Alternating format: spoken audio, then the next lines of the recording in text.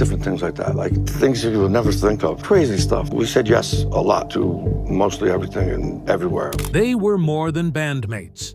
They were brothers in boots, riding the wild wave of fame from Jersey dive bars to global domination. I've never done it for that long and been the lead singer, but I never tried it. I still take lessons. There are friendships that the world watches form in real time. Two people rising together, grinding together, becoming legends together. And then there are the quiet moments when those same friendships begin to crack. When the distance grows so wide that no amount of guitar solos or platinum records can bridge it. Richie Sambora and Jon Bon Jovi had one of rock and roll's most celebrated partnerships. For nearly 3 decades, they stood side by side on some of the biggest stages on the planet, wrote songs that became the soundtrack to millions of lives, and projected an image of brotherhood so convincing that most of the world never questioned it. But now, at 65 years old, Richie Sambora is finally talking. Not in vague, carefully managed press statements. Not in brief, diplomatic answers designed to protect anyone's reputation. He is talking in the way that only a man who has already lost what he feared losing can talk, openly, honestly, and without the filter of ambition. What he has revealed pulls back the curtain on one of rock music's most celebrated partnerships and forces us to ask a question that fans have been quietly wondering for over a decade. What really happened between Richie Sambora and Jon Bon Jovi? The answer is more human, more painful, and more complicated than any tabloid headline could ever capture. And once you understand the full picture, you will never hear those iconic songs quite the same way again. To understand the weight of what eventually fell apart, you have to understand what was built in the first place. Richie Sambora did not simply join a band when he linked up with Jon Bon Jovi in the early 1980s. He joined a mission. Both men came from working-class New Jersey. Both were shaped by the hunger that comes from knowing you have something to offer the world but not yet having the platform to prove it. Jon had the charisma and the voice. Richie had the feel, the instinct, and a guitar tone that could make a room stop breathing. When Sambora officially came aboard in 1983, the band was young, ambitious, and still searching for its definitive sound. His arrival changed everything. The bluesy warmth he brought to the guitar work gave the band an emotional depth that separated them from the glam metal crowd dominating the era. He was not just filling a role. He was completing a musical identity that Jon alone could not fully realize. Together, they forged something that neither would have found separately, and that creative interdependence became the foundation of a genuine friendship. Through the grinding early years, the small clubs, the relentless touring, the slow climb from regional act to international phenomenon, the two men developed a bond that went beyond professional loyalty. They were each other's sounding boards, each other's creative mirrors. When Jon needed someone to push an idea further, Richie was there. When the pressure of sudden fame started to distort everything around them, they had each other as a reference point for what was real. People who worked with the band during those early years consistently described their chemistry as something rare. Two people who genuinely brought out the best in one another without ego getting in the way. That dynamic produced some of the most enduring rock songs of the last 40 years. The anthemic build of Living on a Prayer, the road-weary soul of Wanted Dead or Alive, the tender sincerity of I'll Be There for You. None of these songs exist in the form that moved millions of people without both of these men pouring something authentic into them. Rich's contributions were not ornamental. They were structural. He was not decorating Jon's songs. He was helping to architect them from the inside out, and yet, even in those golden years, a subtle imbalance was quietly taking root. Fame has a way of sorting people. It identifies the face, the name, the image that the public will most easily attach itself to, and it begins to amplify that person at the expense of everyone standing next to them. For Bon Jovi the band, that process elevated Jon Bon Jovi the man into something approaching a cultural icon while gradually repositioning everyone around him, including Richie, as supporting cast. This did not happen overnight, and it did not happen with any single dramatic decision. It was a slow drift, almost imperceptible at first. Jon became the face of every magazine cover, the name on every marquee, the voice in every interview. The band's brand became, increasingly, his brand. Richie remained essential. Anyone who actually listened to the music understood that. But the public architecture of Bon Jovi was being built around one person, and that person was not him. What makes Sambora's account of this period so striking is how long he absorbed it without breaking. He continued to show up, continued to write, continued to pour himself into the music even as he felt the ground shifting beneath his feet. In interviews he has given in recent years, he has described a growing sense of being present in body but increasingly absent from the decisions that shaped the band's direction. He was in the room for recording sessions and tour planning, but feeling his input carry less and less weight. He was, as he would eventually put it, beginning to feel less like a co-founder and more like a very accomplished employee. For a man who had invested not just his talent but his identity into this band, that shift was not merely professional, it was deeply personal. Richie Sambora did not join Bon Jovi to become someone's sideman. He joined it because he believed in something he was genuinely part of building. Watching that sense of equal ownership erode, year by year, was a particular kind of grief, the grief of losing something while still technically having it. Any honest account of what happened to Richie Sambora has to include the storms that were raging inside his personal life during those years.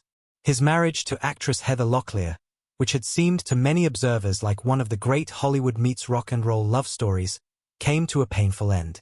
The divorce was public, complicated, and emotionally devastating for a man who, beneath the rock star persona, placed enormous value on family and connection. Around the same period, Sambora was also battling addiction, a struggle he has spoken about with remarkable candor in more recent years. He has not made excuses or sought sympathy in his account of this chapter. Instead, he has described it with the kind of clear-eyed honesty that suggests a man who has done genuine work to understand himself. He acknowledges that his personal struggles affected his professional relationships and contributed to a period in which he was not always the most reliable or communicative partner. But he also makes something else very clear. During those same years, when he was at his most vulnerable and most in need of the kind of solidarity that a true brotherhood is supposed to provide, he felt profoundly alone within the band. When a person is fighting that kind of internal battle and reaching for the people they believed would always be there, and those people seem more focused on keeping the machine running than on checking whether you are still standing, that leaves a mark. Not necessarily because anyone acted with deliberate cruelty, but because the absence of warmth in a moment that desperately calls for it says something that no amount of later diplomacy can fully erase. Sambora has never framed this as a specific betrayal, but the contours of what he describes make clear that the band's environment during those difficult years failed to offer him what he needed. April 2013.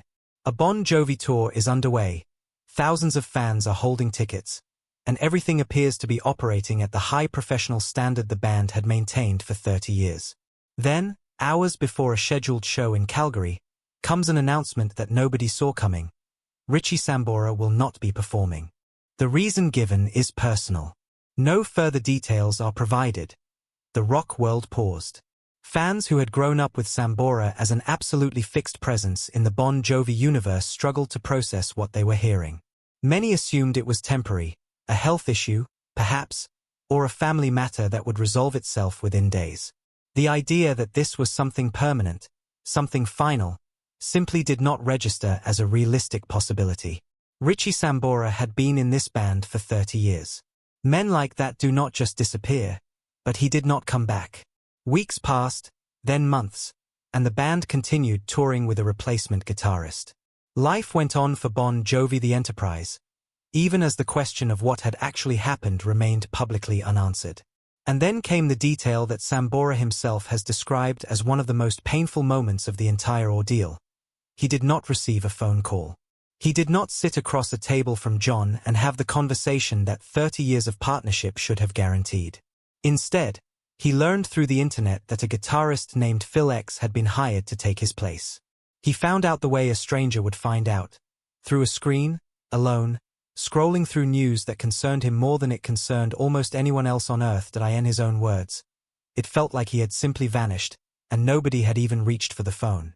What is remarkable about the decade that followed Sambora's departure is how extraordinarily quiet both men kept. In an era of social media oversharing, of artists using every platform to control their narratives and settle their grievances, Jon and Richie maintained a public silence about what had happened between them that was almost anachronistic in its restraint. There were no scorched earth interviews, no pointed song lyrics that transparently referenced the other person, no former associates going on the record with explosive accounts of backstage confrontations. The silence was, in its own way, loud. Jon addressed Sambora's departure occasionally in interviews, but always briefly and always with the careful language of someone who has made a considered decision not to say more than necessary. He spoke of moving forward, of the band's continued work, of the door not being closed but also not being held open.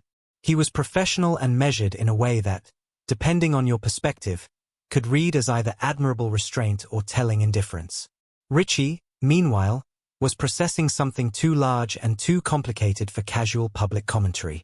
He had not simply left a job. He had departed from a world that had constituted his entire adult identity, under circumstances that left him feeling both relieved and gutted. The relief came from stepping off a treadmill that had stopped feeling like music and started feeling like an obligation. The pain came from everything that accompanied that step: the loss of brotherhood, the absence of closure, the strange experience of being simultaneously liberated and bereft. He filled that decade with fatherhood, therapy, occasional solo work, and the slow, quiet process of figuring out who Richie Sambora was when he was not being defined by his role in someone else's band. If there is a single thread that runs through every honest account Sambora has given of his decision to walk away, it is his daughter Ava. She is the explanation that sits beneath all the other explanations, the reason that makes sense of a choice that might otherwise look impulsive or self-destructive from the outside.